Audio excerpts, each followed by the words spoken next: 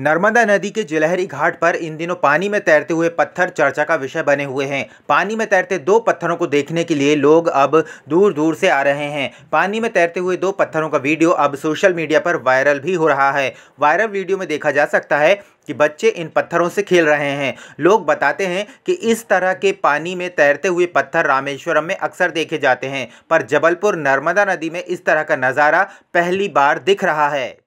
ये श्री राम पत्थर, इसको श्री राम पत्थर कहते हैं। और ये जो है राम जी जब रावण से लड़ाई में चले तो समुद्र को पार करना मुश्किल था, तो हनुमान जी ने इसमें जो है नल नील जो थे उनको वरदान था कि कोई पत्थर में राम लिखकर उसको पानी में डालेंगे वो तैरने लगेगा। तो नल नील ने दोनों पत्थर उठा के राम लिखकर सब डाला, तो उसमें जो है वो पुल बन गया।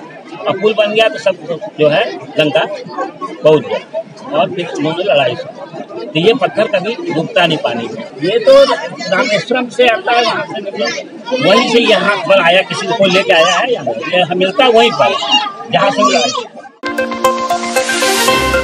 महीने के प्रथम शनिवार को आयोजित होने वाली कलेक्टर के साथ जिले के किसान प्रतिनिधियों की बैठक कलेक्ट्रेट सभागार में आयोजित हुई। इस बैठक में किसानों ने नहरों में पानी छोड़े जाने और सिंचाई के लिए पर्याप्त विद्युत उपलब्ध कराने की मांग रखी, जिस पर कलेक्टर सौरभ कुमार सुमन ने संबंधित अधिकारियों को उचित कार्रवाई के लिए कहा। बैठक में खाद वितरण, मंडियों और धान उपार्जन के मसले पर भी चर्चा की गई।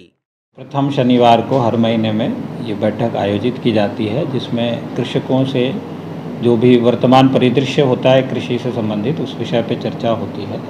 बैठक में चर्चा में कुछ जानकारियाँ मिली हैं कि सिंचाई से संबंधित कैनाल के कुछ इश्यूज़ हैं, तो संबंधित विभाग को बता दिया गया है। विद्युत संबंधित भी कुछ समस्याएं बताई गई, वो बता दिया गया है। जो अच्छी बात यह है कि खाद बीज से संबंधित कहीं कोई समस्या कृषकों के द्वारा नहीं बताई गई है, सभी कुछ सुचारू चल रहा है। पिछला जो गेहूँ का उपार्जन हुआ है उसके विषय में भी कृषकों द्वारा प्रशंसा की गई है कि इस बार का जो उपार्जन है बहुत ही सुचारू और स्मूथली हुआ है। पेमेंट को लेकर भी कोई इशू नहीं है।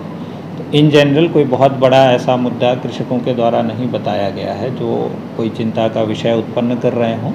हम लोगों की तरफ से कृषकों से ये अपील की गई है कि नरवाई की जो समस्या गेहूँ के समय बढ़ी थी उस चीज़ पे आगे लगाम लगाई जाए, जिसमें कृषकों के द्वारा सुझाव दिया गया है कि जो उससे संबंधित तकनीकी है उसका डेमोन्स्ट्रेशन ब्लॉक स्तर पे हो, तो उसको लेके सहमति बनी है। अभियांत्रिकी, कृषि अभियांत्रिकी से जुड़े हुए अधिकारी इस चीज़ का संपादन करेंगे। जबलपुर कोतवाली थाना अंतर्गत एक युवती ने आत्महत्या कर ली। आत्महत्या का कारण अज्ञात बताया जा रहा है। आत्महत्या का अभी कोई कारण सामने नहीं आया है। बताया जा रहा है कि 27 दिन पहले ही युवती की शादी हुई थी। पुलिस जांच में जुटी हुई है। यही घटना भाई है, फांसी लगा ली लड़की ने।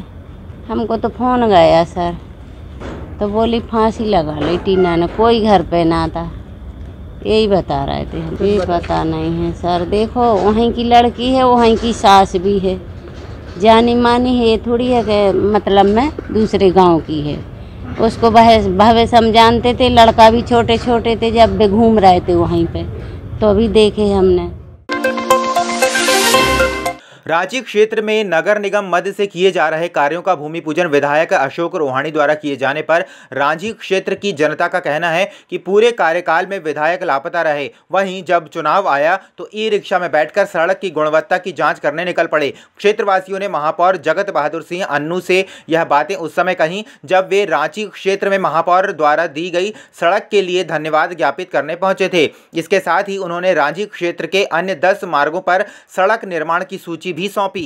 क्षेत्र के अंतर्गत रांझी के आसपास की डामलीकरण की सड़कों का कार्य कुछ दिन पूर्व कराया गया। यह कार्य मुख्यमंत्री अधोसंरचना से 2021 में टेंडर हुआ था, वर्क ऑर्डर हुआ था, परंतु राज्य सरकार से मुख्यमंत्री अधोसंरचना का पैसा नहीं आने के कारण ये कार्य नहीं हो पा रहा था। मुख्यमंत्री अधोसंरचना में राज्य सरकार का सिर्फ 20% होता है, बाकी का ऋण होता है जो नगर निगम चुकता करता है। मतलब 80% पैसा मुख्यमंत्री अधोसंरचना का नगर निगम का होता है। तो वह जो काम हुआ है वो नगर निगम के मद से हुआ है, या अगर किसी योजना का राज्य सरकार का पैसा भी उसमें आएगा तो काम नगर निगम से हुआ है, उसमें एजेंसी नगर निगम है और नगर निगम ने ही उस काम को कराया है।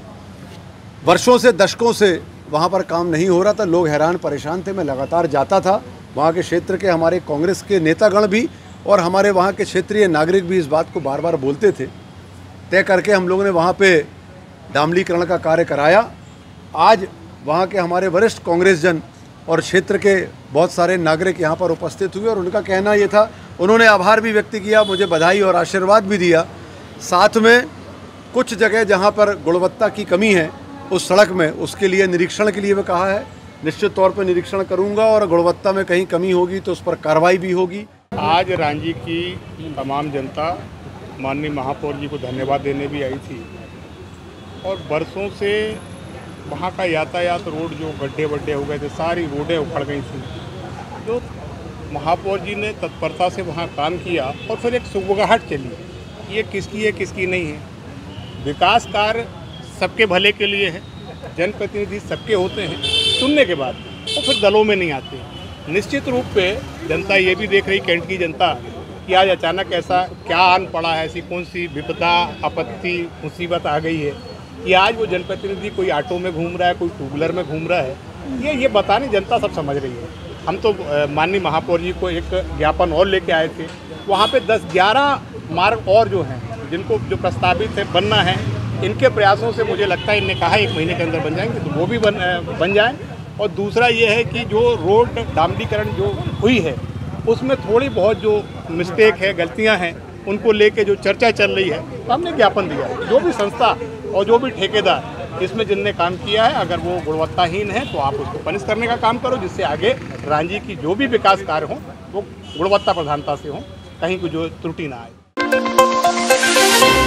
जबलपुर के रांझी थाना अंतर्गत एक वृद्ध माता पिता को उनके ही पुत्र व उसके परिवार द्वारा प्रताड़ित करने का मामला सामने आया, जहां वृद्ध माता पिता ने परेशान होकर आज एसडीएम कार्यालय पहुंचकर अपने पुत्र व उसके परिवार को अपनी जीवन व अपनी चल अचल संपत्ति से बेदखल कर दिया। उन्होंने जानकारी देते हुए बताया कि माँ बाप अपने बुढ़ापे के लिए अपने बच्चों को अच्छी शिक्षा व उन्हें पैरों पर खड़े होना सिखाते हैं, लेकिन आज जब हमें बुढ़ापे में अपने पुत्र की सबसे ज्यादा जरूरत है, तभी हमारा पुत्र हमें छोड़कर अपनी अलग दुनिया बसा चुका है।